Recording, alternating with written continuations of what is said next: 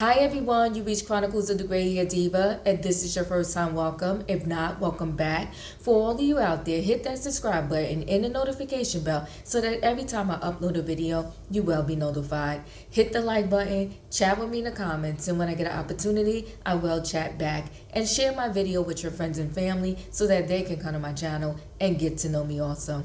I'm here today with a quick video on Wendy Williams.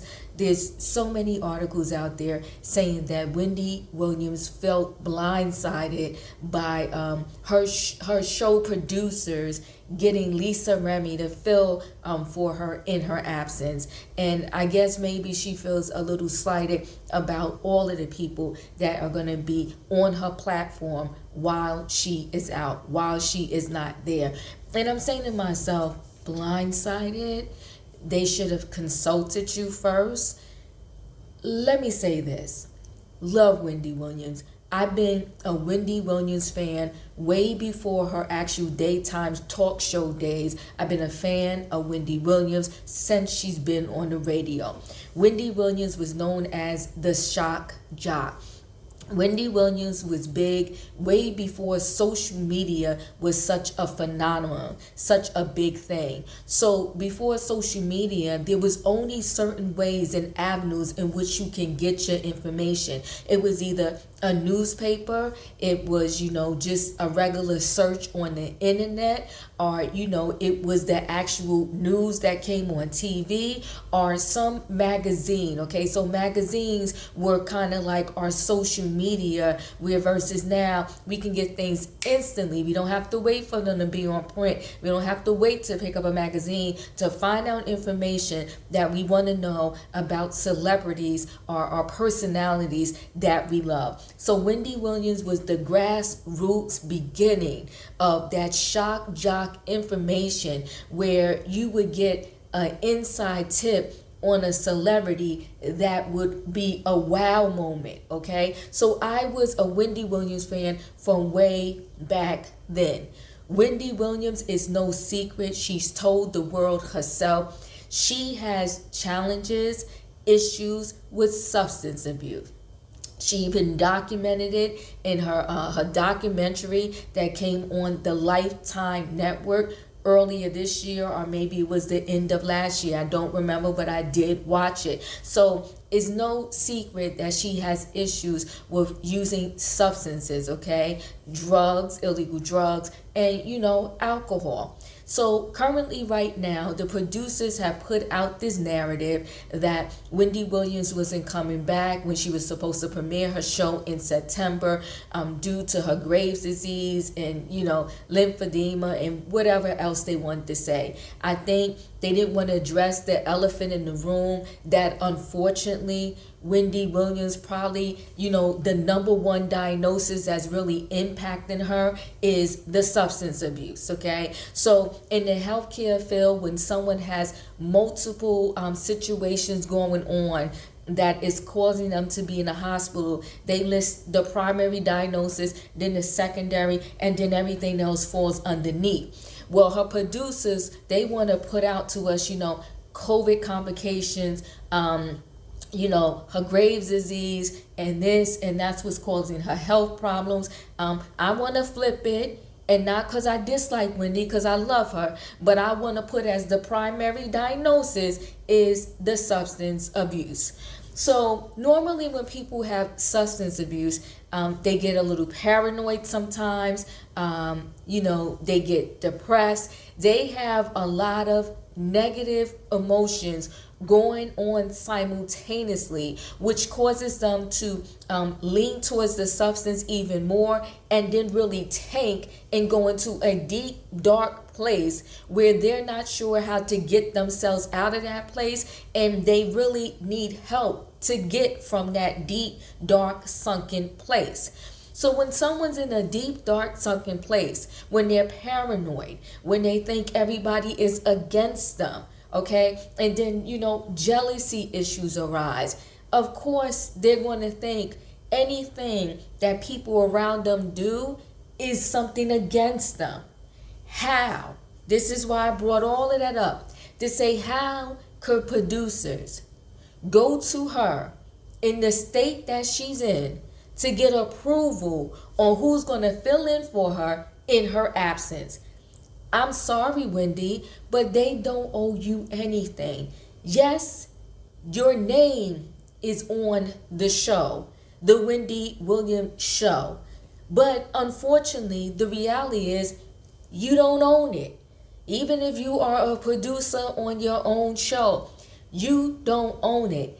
All of us are owned, even when we're entrepreneurs, there's someone that has puppet strings on us. Now, the puppet strings may be more or less depending upon how much control you have over your own entity, okay? But there are someone pulling the strings.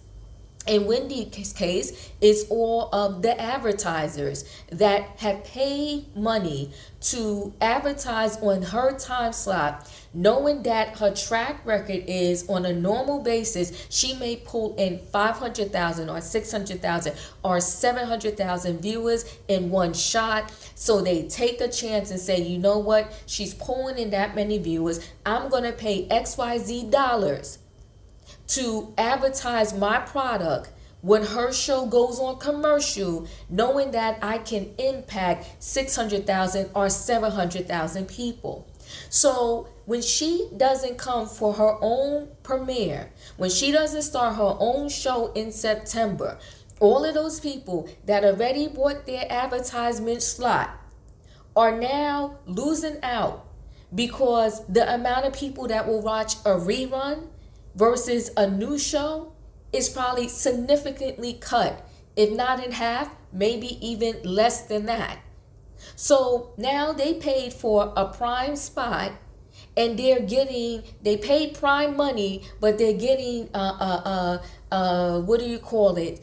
They're getting the space as if, it wasn't a prime spot. So it's like paying for a designer bag and then they come and hand you a bag from Walmart or Target. You're like, hold on, wait a minute. I paid $2,000 in change. I was expecting a Gucci bag, and now you come give me this bag made of cloth that is worth $10. That's how the advertisers are feeling. We were supposed to have our time slot with Wendy Williams as the host. Now y'all don't even have nobody, and now when y'all do get somebody, it's not someone that's going to pull in the same amount of numbers and ratings as if Wendy was sitting in that chair.